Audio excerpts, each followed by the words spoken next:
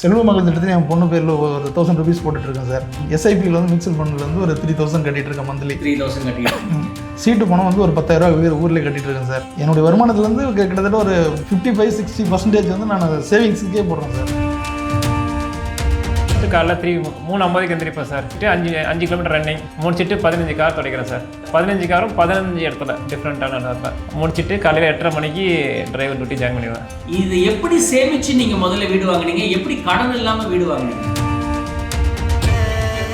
Sir என் பொண்ணுடைய படிப்பு செலவுக்கு வேணும், என் பொண்ணுடைய கல்யாணத்துக்கு வேணும், எங்களுடைய மெடிக்கல் எக்ஸ்பென்ஸுக்கு வேணும். இந்த 3 காரணத்துக்கும் பணம் யாருக்கிட்டையும் கையேந்தாமல் என்னுடைய பணத்தில் நான் இருக்கணும்னா சேவிங்ஸ் இருந்தால் மட்டும்தான் என்னால் அந்த பணத்தை எடுத்து செலவு பண்ண முடியும். உங்களுக்கு கடன் என்ன?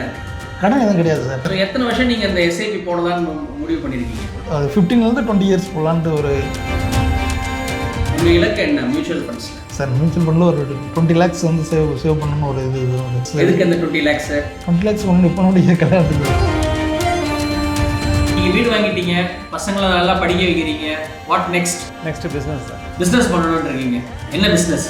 பிஸ்னஸ் வந்து குன்னூரில் காட்டேஜ்.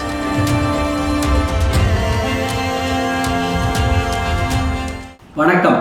ஊக்கம் நிறைந்த உழைப்பாளி ஊசி முனையில் முன்னுக்கு வருவான். ஏக்கம் நிறைந்த சோம்பேறி 1000 ஏடிகள் இருந்தாலும் முன்னுக்கு வர மாட்டான். இன்னைக்கு ரொம்ப இன்ட்ரெஸ்டிங்கான ஒரு வீடியோ பண்ணலான்னு இருக்கோம். மிஸ்டர் பிரகாஷ் ரங்கநாதன் அப்புறம் மிஸ்டர் துரை, இவங்க 2 பேரும் எனக்கு ரொம்ப பெரிய motivating factor. In and around எங்கள் ஏரியாவில் இருக்காங்க. அவங்களுடைய ஸ்டோரியை கேட்டிங்கன்னா உங்களுக்கு ரியலி மோட்டிவேட்டிங்காக இருக்கும். சலிக்காமல் சளைக்காமல் கடும் உழைப்பாளிகள் 2 பேரும் அவங்க கடந்து வந்த பாதை கடைசி ஒரு 10-15 வருஷம் எப்படி அவங்க தொழில் ஆரம்பித்தாங்க, எப்படி அவங்க முதலீடு பண்ணுறாங்க, எப்படி அவங்க சேமிக்கிறாங்க, எப்படியெல்லாம் குடும்பத்துக்காக உழைக்கிறாங்கன்னு சொல்லும்போது எனக்கு ரொம்ப மோட்டிவேட்டிங்காக இருந்தது. இன்றைக்கி நம்மளுடைய வியூவர்ஸ்க்கு இதை சொல்லலான்ட்டு இருக்கேன். ஏதாவது ஒரு யங்ஸ்டர்ஸ் இந்த ஏஜ் ஆஃப் 20 to 30 years யாராவது பார்க்குறதா இருந்தால் இந்த வீடியோவை கடைசி வரைக்கும் பாருங்கள். வணக்கம் பிரகாஷ். வணக்கம் சார். வணக்கம் துரை. வணக்கம் சார். எப்படி இருக்கீங்க? நல்லா இருக்கேன் சார். நம்ம பிரகாஷ் ரங்கநாதன் சார் வந்து ஒரு டிரைவர். அவர் வந்து 15 வீட்டுக்கு கார் துடைக்கிறாரு. அவருக்கு ஃபேமிலி இருக்குது, 2 குழந்தைங்க இருக்குது. அவருடைய ஸ்டோரியை ஃபஸ்ட்டு நம்ம கேட்போம். பிரகாஷ் சார் சொல்லுங்கள், ஒரு நாளைக்கு நீங்கள் காலையில் எழுந்திரிச்சு என்ன பண்ணுவீங்க?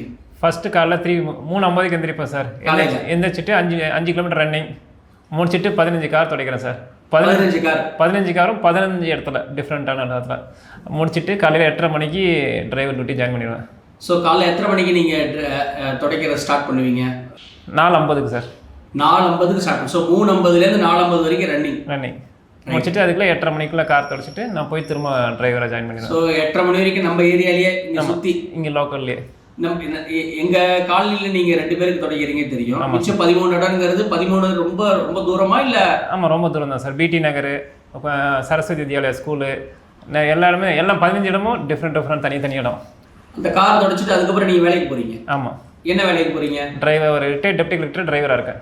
எத்தனை வருஷமாக இருக்கீங்க? அவர்கிட்ட 2006 இருக்கேன். 2006 ஆமாம். ஸோ அங்கே காலையில் எத்தனை மணிலேருந்து எத்தனை மணி வரைக்கும் வேலை? அங்கே டைமிங் கிடையாது சார். நான் அங்கேயே தங்கி இருக்கிறதுனால எனக்கு டைமிங் கிடையாது. ஸோ அங்கேயே தங்கி அங்கேயே வேலை பார்த்து அங்கேயே ஃபுல் இது இருக்கீங்க நீங்கள். துரை சார், நீங்கள் சொல்லுங்கள், உங்கள் ஃபேமிலி பேக்ரவுண்ட் என்ன? நீங்கள் வந்து ஒரு பிளம்பரு, நீங்கள் வந்து ஒரு எலக்ட்ரிஷியனுங்கிறது எனக்கு தெரியும். இருந்தாலும் உங்கள் ஃபேமிலி பேக்ரவுண்ட் என்ன, நீங்கள் என்ன பண்ணுறீங்க டெய்லிக்குங்கிறத சொல்லுங்கள். அதான் சார், என் பேர் துரை. நான் வந்து ஒரு 12th standard தான் என்னுடைய எஜுகேஷன்.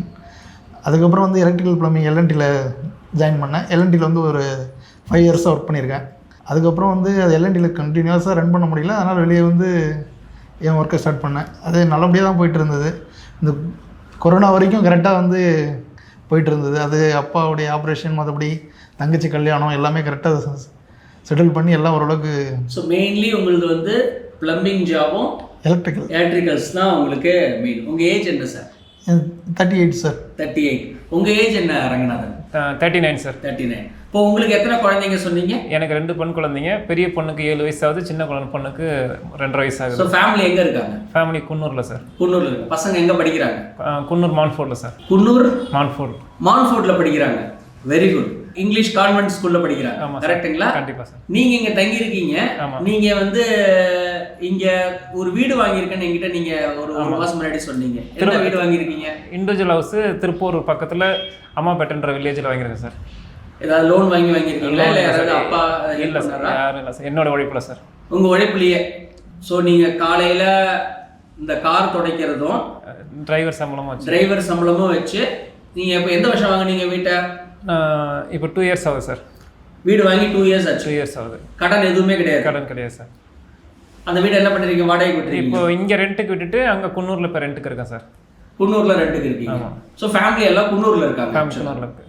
ஸோ ரங்கநாதன் சார், சொல்லுங்கள் சார். இப்போ வந்து நீங்கள் கார் துடைக்கிறீங்க, அதுக்கப்புறம் டிரைவர் ஜாப் போகிறீங்க. கண்டிப்பாக சார். ஸோ கடுமையாக உழைக்கிறீங்க, சளைக்காமல் உழைக்கிறீங்க. இது எப்படி சேமித்து நீங்கள் முதல்ல வீடு வாங்குனீங்க? எப்படி கடன் இல்லாமல் வீடு வாங்குனீங்க? இது வந்து ஒன்றும் இல்லை சார், என் ஃப்ரெண்டு மூலயமா ஸ்ரீராம் சீட்டில் சீட்டு போட்டிருக்கேன் சார். சரி. ஸ்ரீராம் சீட்டில் வந்து ஃபஸ்ட்டு வந்து 50,000 ரூபாய் சீட்டு போட்டேன். இன்றைக்கி வந்து எனக்கு 10 லட்ச ரூபா சீட்டு கரண்ட்டில் இருக்குது. 30 months கட்டிட்டேன். இன்னும் 20 months கட்டினா 50 months எனக்கு 10 லட்ச ரூபா கிடைச்சோம். இந்த மாதிரி கொஞ்சம் கொஞ்சமாக சேவ் பண்ணி தான் வீடு வாங்கியிருக்கேன். ஸோ சிட் ஃபண்ட்ஸில் முதலீடு பண்ணி பணத்தை சேர்த்து அதுக்கப்புறம் வீடு வாங்கியிருக்கீங்க. ஆமாம். அது தவிர சீட்டு கட்டுறேன்னு வேற சொல்கிறீங்க நீங்கள். அது நான் எப்பயும் ஒத்துக்க மாட்டேங்கிறது உங்களுக்கு தெரியும், சீட்டு கட்டுறது. இப்போ வருஷம் குழந்தைக்கு ஸ்கூல் ஃபீஸ் கட்டல. 2 குழந்தைங்கும் போது கான்வென்ட் ஸ்கூலில் படிக்கிறாங்கும் போது ஒரு வருஷத்துக்கு வந்து ஒரு 40,000 ரூபாவது ஆகும் இல்லையா? இப்போ பெரிய பொண்ணுக்கு 30,000 ஆகுது. சின்ன பொண்ணுக்கு வந்து இப்போ தான் பால்வாடி போயிட்டு இருக்குது. அதனால் அதுக்கு ஃபீஸ் கிடையாது. எப்படி இதை மேனேஜ் பண்ணுறீங்க நீங்கள்? இப்போ வர வருமானத்தில் இப்போ உங்களுக்கு டிரைவர் வருமானம் வருது, ப்ளஸ் நீங்கள் இப்போ கார் துடைக்கிறீங்க.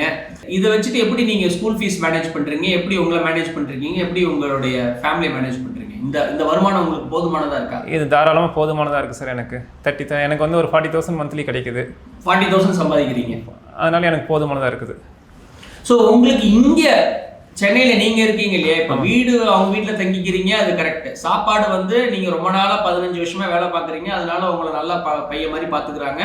ஸோ அதனால அவங்க இது பண்ணிடுறாங்க. பட் உங்களுக்குன்னு ஒரு மினிமம் எக்ஸ்பென்சஸ் இருக்கும்ல. ஃபோன் எக்ஸ்பென்சஸ் இருக்கும், ட்ராவல் எக்ஸ்பென்சஸ் இருக்கும், என்டர்டைன்மெண்ட் ஏதாவது இருக்கும், இல்லை வேறு ஏதாவது ஒரு எக்ஸ்பென்சஸ் இருக்கும். அதை எப்படி மேனேஜ் பண்ணுறீங்க? அது எவ்வளோக்குள்ளே மேனேஜ் பண்ணுறீங்க? எக்ஸ்பென்சிவ்னு பார்த்தீங்கன்னா எனக்கு ஊருக்கு போகிற டிக்கெட் செலவு மட்டும் தான் சார். ஃபோன் ரீசார்ஜ் பண்ணுறது, எனக்கு சினிமா பார்க்குற பழக்கமோ டீ காஃபி குடிக்கிற பழக்கமோ எந்த பழக்கமும் கிடையாது. அதனால் எனக்கு எக்ஸ்பென்சிவ் கிடையாது. அதனால் சேவிங்ஸ் வந்து எனக்கு ஈஸியாக இருக்குது. நம்மக்கிட்ட நிறைய பேர் ஐடியில் ஒர்க் பண்ணுறேன், பெரிய பெரிய கார்பரேட்டில் ஒர்க் பண்ணுறேன், 1 லட்சம் சம்பாதிக்கிறேன், 2 லட்சம் சம்பாதிக்கிறேன், என்னால் சேமிக்கவே முடியலன்னு சொல்கிறாங்க. ஒரு எளிமையான மனிதர் தன் உழைப்பால் குறைவாக சம்பாதிச்சாலும் எப்படி எளிமையாக வாழறதுனால எப்படி வீடு கட்ட முடிஞ்சுது, எப்படி குழந்தைங்களுடைய படிப்பை பார்க்க முடிஞ்சதுங்கிறத நம்ம வந்து ரங்கநாதன் மூலமாக பார்த்தோம். இப்போ நம்ம துரை சாரை மீட் பண்ணுவோம். அவர் வந்து ஒரு பிளம்பரு, அவர் வந்து ஒரு எலக்ட்ரீஷியனு. ஸோ அவருக்கு மாத சம்பளங்கிறது ஒன்றும் கிடையாது. ஸோ அவரை பற்றி நம்ம கேட்போம். சார், உங்களுக்கு வந்து இப்போ கொரோனா பீரியடில் தான் வந்து உங்களுக்கு வந்து வாழ்க்கையை புரட்டி போட்டுச்சுன்னு நீங்கள் சொன்னீங்க. ஸோ கொரோனா பீரியடில் வந்து உங்களுக்கு வந்து சரியான வருமானம் இல்லை அப்படின்னு சொன்னீங்க நீங்கள். ஸோ நீங்கள் எப்போ சேமிக்க ஆரம்பிச்சிங்க? இல்லை சேமிப்புன்றது நான் ஃபஸ்ட்லேருந்தே பண்ணிகிட்டு இருக்கேன் சார். ஆரம்பத்தில் நான் ஒரு 19 இயர்ஸ்க்குலாம் வேலைக்கு வந்துட்டேன் சார். 19 வயசில் வந்து எல்என்டியில் ஜாயின் பண்ணிட்டேன். அப்போ இருந்து சம்பாதிச்சுட்டு தான் இருக்கேன். பெருசாக வந்து சேர்த்து வைக்காமல் விட்டுட்டேன். அப்போது அப்பாவுடைய இது ஆப்ரேஷன் ஆச்சு, அப்பாவுக்கு அதுக்கு செலவு பண்ண வேண்டியதாக இருந்தது. அதுக்கப்புறம் தங்கச்சியோடைய கல்யாணம், என்னுடைய கல்யாணம், இது எல்லாமே வந்து கரெக்டாக சம்பாதிக்கிறோம் செலவு பண்ணுறோம் இதே ரொட்டேஷன்லேயே இருந்தது. ஆனால் சேமிப்புன்றது எதுவுமே இல்லாமல் போச்சு. அது எப்போ புரிஞ்சிச்சுன்னா அந்த கொரோனா டைமில் வந்து எனக்கு கரெக்டாக 2 years வந்து வருமானம் சரியான வருமானம் கிடையாது. அப்போ தான் நான் இது ஃபீல் பண்ணேன், என்ன பண்ணலாம், அடுத்து என்ன பண்ணலாம், நம்ம சேவிங்ஸ் பண்ணாமல் விட்டது எவ்வளோ பெரிய தப்பாக போச்சு. இந்த 2 வருஷத்தில் நம்ம ரொம்ப ஸ்ட்ரகிள் பண்ணிட்டோமே, இனிமேல் சேவிங் பண்ணுறதுக்கு எதனா ஒரு வழி வேணும்ன்ட்டு தான். ஸோ இப்போ நீங்கள் மாத வருமானம் வருது இல்லையா? இப்போ எவ்வளோ வருமானம் கேட்குறது வந்து ஒரு சரியான இது இருக்காது. உங்களுக்கு எவ்வளோ வருமானம் வருதோ அதை நீங்கள் எவ்வளோ சேமிக்கிறீங்க?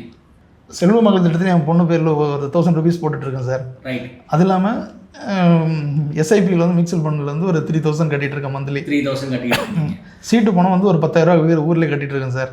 ரைட். என்னுடைய வருமானத்துலேருந்து கிட்டத்தட்ட ஒரு 55-60% வந்து நான் சேவிங்ஸுக்கே போடுறேன் சார். இந்த கொரோனாக்கு பின்னாடி தான் இந்த இது பண்ணிகிட்ருக்கேன். அதுக்கு முன்னாடி சம்பாதிக்கிறோம் செலவு பண்ணுறோம்னே இருந்துட்டோம். சேவிங்ஸ் எப்படின்னா இதுக்கப்புறம் தான் கொரோனாவுக்கு அப்புறம் தான் ஒரு 60% என்னுடைய சம்பளத்துலேருந்து ஒரு 60% சேமிக்கிறேன். இதெல்லாம் எதுக்கு செய்கிறீங்க? சார் என் பொண்ணுடைய படிப்பு செலவுக்கு வேணும், என் பொண்ணுடைய கல்யாணத்துக்கு வேணும், எங்களுடைய மெடிக்கல் எக்ஸ்பென்ஸுக்கு வேணும். இந்த 3 காரணம் தான் சார் ப்ரியாரிட்டியாக இருக்குது. இந்த 3 காரணத்துக்கும் பணம் யாருக்கிட்டையும் கையேந்தாமல் என்னுடைய பணத்தில் நான் இருக்கணும்னா சேவிங்ஸ் இருந்தால் மட்டும்தான் என்னால் அந்த பணத்தை எடுத்து செலவு பண்ண முடியும். அதுக்காக தான் சார். உங்களுக்கு கடன் என்ன இருக்குது? கடன் எதுவும் கிடையாது சார். கடன் எதுவும் கிடையாது சார். எல்லாம் சேமிப்பு மட்டும்தான் சார். எந்த லோன் இஎம்ஐ எதுவுமே கிடையாது. பைக் வச்சுருக்கேன், மற்றபடி எல்லா வீட்டில் அத்தியாவசிய பொருள் எல்லாமே இருக்குது. சரி, நீங்கள் இப்போ மியூச்சுவல் ஃபண்ட்ஸில் எஸ்ஐபி பண்ணிட்டு இருக்கீங்க இல்லையா? ஆமாம் சார். இப்போ 2 ஸ்கீமில் பண்ணியிருக்கீங்க. ஆமாம் சார். இப்போ ஒரு வருஷமாக நீங்கள் பார்த்துருப்பீங்க, உங்களுக்கு நல்ல ரிட்டர்ன்ஸ் இருந்திருக்கும். ஆமாம் சார். இப்போ எப்படி மேலே போச்சோ அதே மாதிரி மார்க்கெட் கீழேயும் போகலாம் ஈக்விட்டியில். இப்போ நீங்கள் எதுக்காக அந்த எஸ்ஐபி பண்ணிகிட்டு இருக்கீங்க? சார் என் பொண்ணுடைய கல்யாணத்துக்காக தான் சார் பண்ணிட்டு படிப்பு. சப்போஸ் அடுத்த வருஷம் இல்லை அடுத்த 2 வருஷம் கழிச்சு மார்க்கெட் டவுன் ஆகும்போது உங்களுடைய மாதம் 3000 ரூபா முதலீடு பண்ணிட்டு இருக்கீங்க இல்லையா? ஆமாம் சார். சப்போஸ் அதோடைய வேல்யூ கம்மியாகலாம், ஏற்ற இருக்கிற மாதிரி இறக்கம் இருக்கலாம். சப்போஸ் அன்றைக்கி வந்து ஒரு 1 லட்ச ரூபா இருக்குது உங்களுடைய வேல்யூ, அந்த 1 லட்சம் வந்து 90,000 தான் இருக்குன்னு வச்சுங்க. ஃபார் சம் ரீசன் மார்க்கெட் மேலேயும் போகலாம் கீழேயும் போகலாம்னு உங்களுக்கு நிறைய தடவை சொல்லியிருக்கேன். ஸோ அன்றைக்கி கீழே வரும்போது அப்போ உங்கள் மனதில் எப்படி இருக்கும்? இந்த சென்ஸ் உங்களுக்கு அது ஓகேவா இருக்குமா? சார் மார்க்கெட் மேலே போகும் கீழே வரும் நீங்களே சொல்லியிருக்கீங்க சார். ஏற்றம் எப்போ இருக்கும்போது அப்போ நம்ம எடுத்துக்க வேண்டியதான் சார். இறக்கமாக இருக்கும்போது வெயிட் பண்ணி பார்க்குறது தான் சார். எத்தனை வருஷம் நீங்கள் அந்த எஸ்ஐபி போடலான்னு முடிவு பண்ணியிருக்கீங்க? அது 15 to 20 இயர்ஸ் போடலான்ட்டு ஒரு இதில் இருக்கேன் சார். நடுவில் தேவைப்பட்டதுன்னா என்ன பண்ணுவீங்க சார்? அதுக்கு தான் சீட்டு பணம் போட்டுட்ருக்கேன், மற்றபடி வேறு இதில் அதுக்கு பண்ணி வச்சுருக்கேன் சார். அந்த பணத்தை எடுத்து வச்சுட்டு எஸ்ஐபின்றது வேணுன்னும் போது நம்மளுக்கு அது எப்போ அதிகமாக போதோ அப்போ நம்ம எடுத்து யூஸ் பண்ணிக்கலாம். ஒரு 15 வருஷன்றது அதனால் அப்படி தான் சார். சரி, உங்கள் கோல் என்ன? உங்கள் இலக்கு என்ன? இப்போ எஸ்ஐபி போட்டுட்ருக்கீங்க 3000, நீங்கள் சீட்டு பணம் கட்டிகிட்டு இருக்கீங்க, உங்களுக்குன்னு ஒரு இலக்கு இருக்கும்ல, எனக்கு இவ்வளோ வேணும் அவ்வளோ வேணும்னு ஒரு இலக்கு இருக்கும்ல. உங்கள் இலக்கு என்ன மியூச்சுவல் ஃபண்ட்ஸில்? சார் மியூச்சுவல் ஃபண்டில் ஒரு 20 lakhs வந்து சேவ் பண்ணணும்னு ஒரு இது தான் சார். 20 lakhs சேவ் பண்ணணும். 20 lakhs எதுக்கு அந்த 20 lakhs? 20 lakhs பொண்ணுடைய கல்யாணத்துக்கு தான் சார். பொண்ணுடைய கல்யாணத்துக்கு. ஸோ இன்றைய காலகட்டத்துக்கு 20 லட்சம் தேவைப்படுது இல்லையா? ஆமாம் சார். அப்போது உங்கள் பொண்ணுக்கு இன்னும் ஒரு 10 வருஷமாவது இருக்குது கல்யாணம் ஆகிறதுக்கு. அப்போ அந்த காலகட்டத்துக்கு அட்லீஸ்ட் உங்களுக்கு ஒரு 30 லட்சமாவது தேவைப்படும் இல்லையா? தேவைப்படும் சார் கண்டிப்பாக. ஸோ அப்போ என்ன பண்ணணும் நீங்கள்? அதான் சார் வருஷம் நம்மளுடைய வருமானம் இன்க்ரீஸ் ஆகிட்டு தான் சார் இருக்கும் வருஷத்துக்கு. அப்போ வந்து கொஞ்சம் இன்க்ரீஸ் பண்ணி வேண்டியதான். இப்போ நான் வந்து 3000 கட்டிட்டு இருக்கேன்னா ஒரு 4000 அல்லது 5000, ஒரு வருஷத்துக்கு 1000 ரூபா இன்க்ரீஸ் பண்ணால் கூட போதும். நான் அடுத்த வருஷம் வந்து இப்போ 2024 ஆகுது, 2025 வந்து ஒரு 1000 ரூபா நான் சேர்த்து போடுவோம் சார். அது உங்களுக்கு மைண்டில் இருக்குது சார். அப்படியே ஏற்ற இறக்க இருந்தாலும் நீங்கள் முதலீடு பண்ணிகிட்டே தான் சார் இருப்போம் கண்டிப்பாக.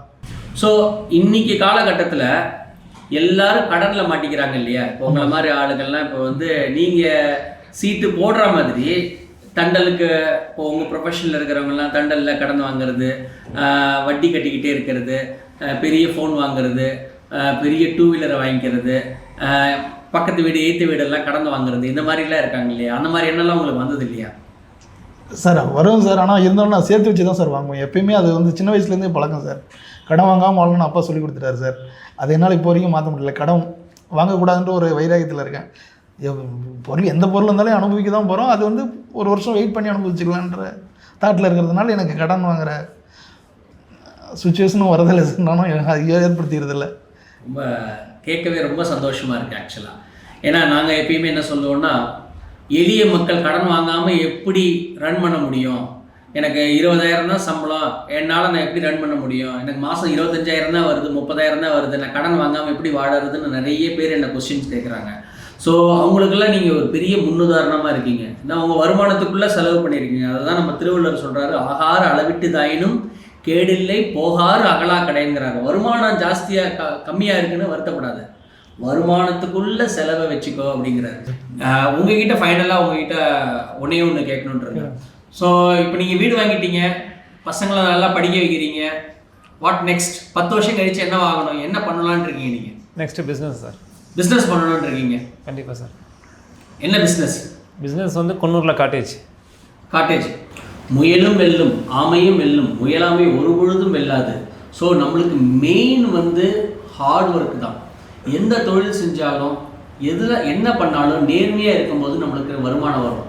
ரொம்ப சக்ஸஸ்ஃபுல்லாக இருக்கணுங்கிறது ஒன்றும் முக்கியம் கிடையாது, ரொம்ப ஹாப்பியாக இருக்கணும். இந்த 2 பேரையும் பார்க்கும்போது அவங்கள நல்லா பார்த்துக்கிறாங்க, நல்லா ஹார்ட் ஒர்க் பண்ணுறாங்க, அவங்க ஃபேமிலிக்கு கரெக்டாக சப்போர்ட் பண்ணுறாங்க, கடன் இல்லாமல் வாழறாங்க, நிம்மதியாக இருக்காங்க, கடுமையாக உழைக்கிறாங்க. ஸோ அவங்க உழைப்பை நம்பி தான் இருக்காங்க.